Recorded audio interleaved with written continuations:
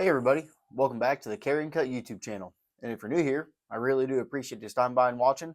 Don't forget to like and subscribe. Also leave a comment down below. It really does help out the channel. And speaking of helping out the channel, we have finally unlocked channel membership. So if that's something that you guys are interested in and supporting the channel, then I would greatly appreciate it. All the proceeds go directly back into the channel to buy new knives and new equipment to hopefully make the quality and the content better for you guys. And we're going to be doing some pretty cool stuff over there on the membership side of the stuff. We're going to be doing some knife giveaways here pretty soon.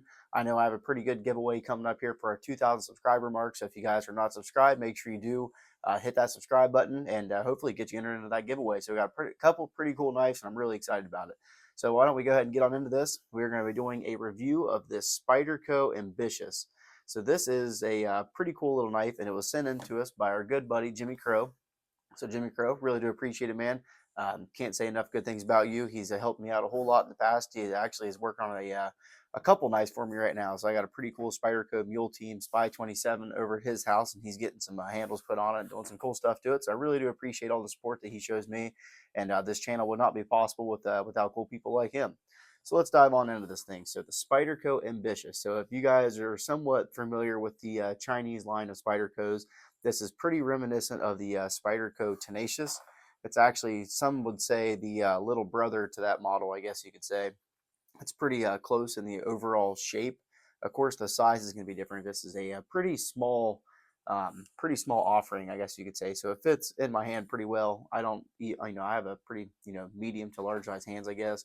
The blade is nice and stout, but it's I don't necessarily say thick. It does have a, thicker blade stock. This is 118 thousandths on the blade stock, but it does have that, trademark Spyderco full flat grind that they love to use. So this thing is going to be really nice and slicey. And the best part about this knife, I have to say, is going to be two things: the blade steel and the price point's pretty good for what you're getting. So this blade steel is CPM s35vn. So for those of you in the know, s35vn is going to be really good stuff. I'm pretty sure that was one of the knife steels that was formulated exactly, especially for pocket knives. So really good stuff there. They do have their FRN bidirectional texturing on this model right here, so that's really good. It does have a really stiff and strong detent though, so it's not a fall shut knife by any stretch of the imagination, but this thing does rock it out. Once you get that thing going, it just flies out. So it's really good on the thumb flick.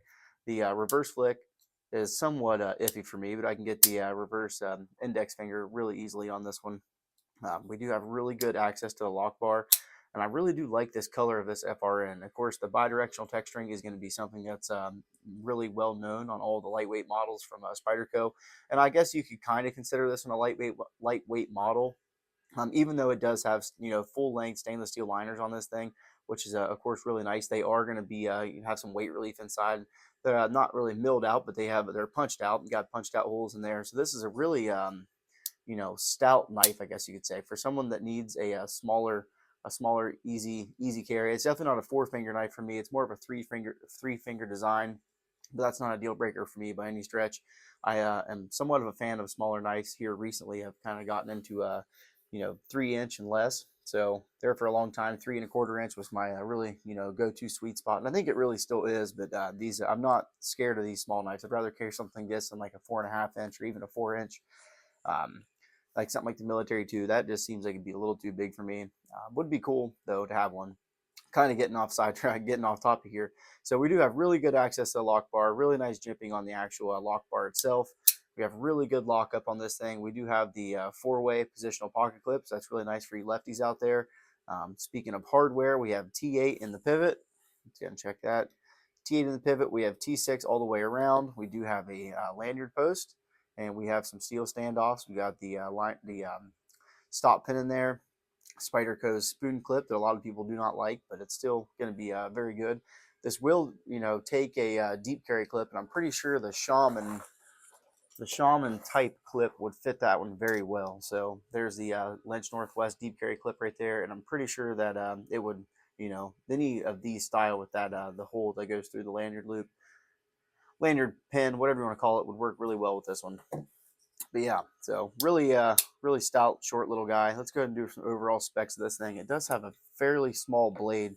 I do have the spec sheet here. It's saying 2.31 on the blade length, so we're just over 2.5 inches on this thing.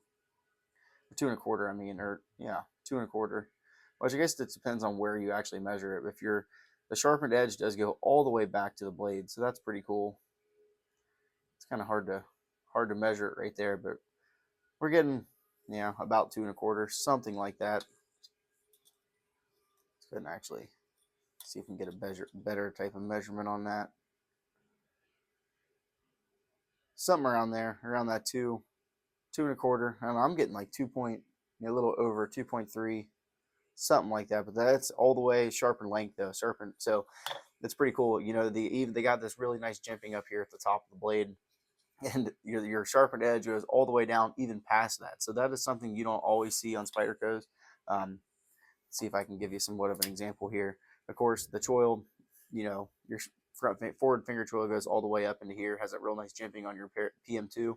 But on something like this, it goes all the way up into pretty much a hidden inside of the handle. So when you go to sharpen this knife, that's going to be something that's going to be a little bit challenging to get all the way to the heel of the blade. But definitely not a deal breaker. I mean, a lot of people aren't going to be using stuff all the way back, using that sharpened edge all the way back there behind anyway. And this is still a really capable knife they're going to be able to do a lot of good cutting with, and you know, a lot of hard use, somewhat cutting task. I know the Tenacious is a super tough knife. They even made that one an M4 blade steel, so that's really cool. And so these Chinese Spydercos, they're the quality's there. I mean, Spyderco quality, and no matter what, is going to be really good. But a lot of their models are going to be the liner locks. So I know a lot of people don't really like the whole liner lock side of things. I'm a big fan of the compression locks myself. I don't have any Spyderco frame locks or anything like that, but the of course, like the Mannix and the Smock and all those are really cool. And but just your standard compression lock is pretty much where I sit. That's where most of my knives are, at least my Spyderco collection. So the overall length of this thing is looking at 5.87 is what it says, and I'd say that's pretty accurate, pretty true. It's a little more than 5 3/4, so we're right there, almost 6 inches overall length. Let's go ahead and get a weight on this thing.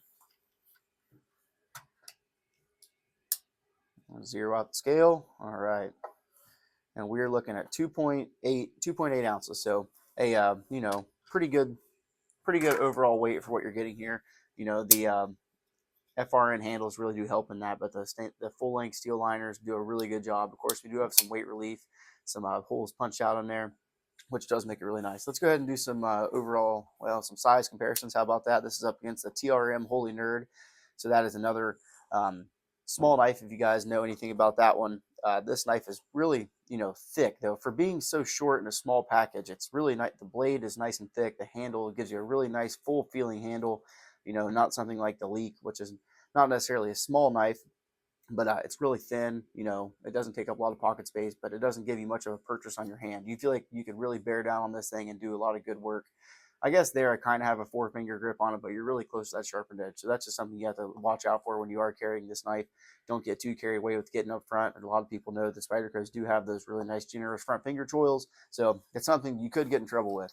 Let's go ahead and look at the Ontario Rat Model 2. Okay, it's definitely going to be way smaller than that one. How about the QSP Penguin? This might be one that's a little bit smaller.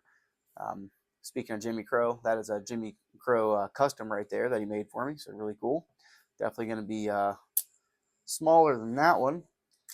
This is the ProTech PT Plus. Our blade length is going to be just about the same. Well, sharpened edge is going to be about the same, but all that extra handle. So that is one con people don't like about this knife right there. And then how about why don't we just go ahead and do some more Spydercos to round things off. So there is the Para 3 lightweight right there, dwarfs that one, and then the PM2. So it's a definitely somewhat of, I don't want to say Goldilocks size, that's more of this one, but it's definitely going to be a small carry, but it's still going to be very capable for day-to-day tasks and everything that you need to do. The CPM s35vn steel is going to hold an edge for a really long, good time, and of course it's very stainless and pretty tough too. So really good, well-rounded steel there. Really do like that D10 of how flicky this thing is. Of course, it's not going to be a false shut, like I said. I'm sure this thing is going to be running on phosphor bronze washers. We're going to do a disassembly video on this one next, so make sure you guys stay tuned for that one. And the price. So this is $102 for this model right here, which is, you know, for all things being said, that's a pretty good deal for getting into S35VN. So you're really tipping on that super steel, I guess you could say, from what the 8CR this thing probably came with from original. That is a huge leaps and bounds and you know, all the good attributes you're looking for. So really cool. But they do have, and I will have this link down in the description below. I actually couldn't find any that are in stock right now. So I don't want to say it's a rare model, but it's not something you're going to see every day nowadays. I think it has been out for a little bit of time now. But there is a Spidey Edge, so a full serrated version on River's Edge cutlery for $76. So I know a lot of people don't like serrated edges at the same time, but they are really good. Of course, not something you have to sharpen probably forever. So really cool though. If you guys would, make sure you give Jimmy a shout out. Go to his Instagram, tell him what's up, tell him the Carryandcut sent you. I really would appreciate it. And go ahead and check this knife out over at River's Edge Cutlery. Those guys are there to do a really good job. So I really do appreciate you guys watching, and thanks for sticking around to the end of the video. Like I said, we are going to be having a couple giveaways here coming up very soon. I'm really excited about that, and we will see you guys on the next one. Thanks.